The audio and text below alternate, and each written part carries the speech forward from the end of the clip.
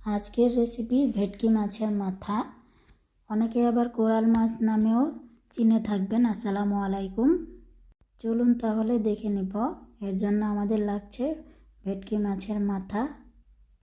মাথাটাকে আমি ধুয়ে নিয়েছি। এবার কড়াইতে 3 টেবিল চামচ পরিমাণ রান্নার তেল দিয়ে দিলাম। রসুন বাটা দিয়ে দিচ্ছি 1 টেবিল চামচ পরিমাণ। পেঁয়াজ বাটা দিয়ে দিচ্ছি 1 টেবিল চামচ পরিমাণ। এবার জিরা বাটা দিয়ে দেব 1 টেবিল চামচ পরিমাণ।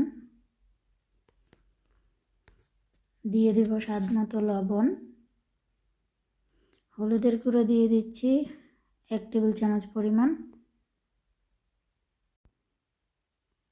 মরিচের গুঁড়ো দিয়ে দিব 1.5 টেবিল চামচ পরিমাণ। এবার ধনে গুঁড়ো দিয়ে দিচ্ছি 1 টেবিল চামচ পরিমাণ। দিয়ে একটু নেড়ে চেড়ে ভালো করে মশলাটাকে কষিয়ে নেব। আমার আজকের মাথাটি বেশ বড় ছিল। আমি এখানে 1 কেজি পরিমাণের মাথা নিয়েছি। পুরো মাথাটা ছিল প্রায় 3 কেজির মতো। আমি সেখান থেকে 1 কেজির মতো নিয়েছি। মশলাটাকে ভালো মতো কষিয়ে নিয়ে এর মধ্যে এখন কিছুটা পানি দিয়ে দিব। পানিটা দিয়ে আবারও নেড়ে চেড়ে সবগুলো একসাথে মিশিয়ে নিয়ে মশলাটাকে আবারও কিছুক্ষণ কষিয়ে নেব তেল ভেসে আসা পর্যন্ত। তেল ভেসে উঠেছে দেখুন। আমি এবার মাছগুলোকে দিয়ে দিচ্ছি। আমার সবগুলো মাছ দেওয়া হয়ে গেলে আমি সব কিছু একসাথে ভালো করে নেড়ে চেড়ে মিশিয়ে নেব। মিশিয়ে নিয়ে প্রায় 2 মিনিটের মতো কষিয়ে নেব।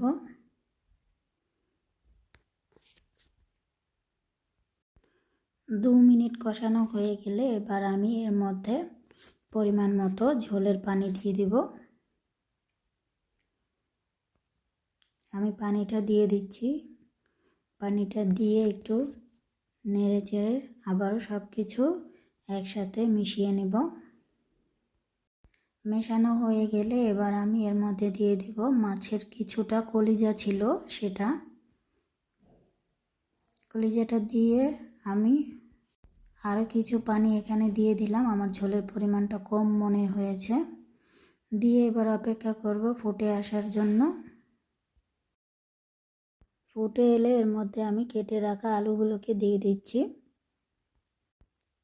আলুগুলোকে দিয়ে আমি আবারও একটু ভালো করে নেড়ে চেড়ে ঢেকে এভাবে রান্না করব 15 থেকে 20 মিনিট পর্যন্ত। চুলার আঁচ মিডিয়াম টু লো আঁচে রেখে। আমার এই ভিডিওটি কে কোত্থেকে দেখছেন অবশ্যই কমেন্টের মাধ্যমে জানাবেন। আমি আপনাদের সকলের কমেন্টের উত্তর দিব। ফিরে এলাম প্রায় 15 মিনিট পর।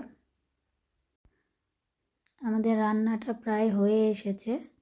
আমি আরও এভাবে প্রায় 5 মিনিটের মতো রান্না করব। এই ধরনের আরও নতুন নতুন রেসিপি পেতে আমার চ্যানেলটিকে ফলো করবেন। ফিরে আসবো প্রায় আরও 5 মিনিট পর। ফিরে এলাম প্রায় 5 মিনিট পরে। এবার আমি হাফ চা চামচ গরম মশলার গুঁড়ি দিয়ে দিচ্ছি। এবার একটু নেড়ে চেড়ে লো আঁচে রেখে মিনিট খানেক রান্না করব উপরে তেল ভেসে আসার জন্য। নামাবার আগে অবশ্যই লবণটা চেক করে নেবেন। অনেক সময় রান্না করতে গেলে কম বেশি হয়ে যায়। আমাদের রান্না শেষ হয়ে গেছে। আমি একটু তুলে আপনাদেরকে দেখিয়ে দিব গ্রেভিটা আমি কেমন রেখেছি। আপনারা ঝোলটা পাতলা ঘন করে আপনাদের পছন্দ মতো রাখবেন। আমি বেশি ঘনও করিনি আবার বেশি পাতলাও করিনি। দেখিয়ে হয়তো বা বুঝতে পারছেন।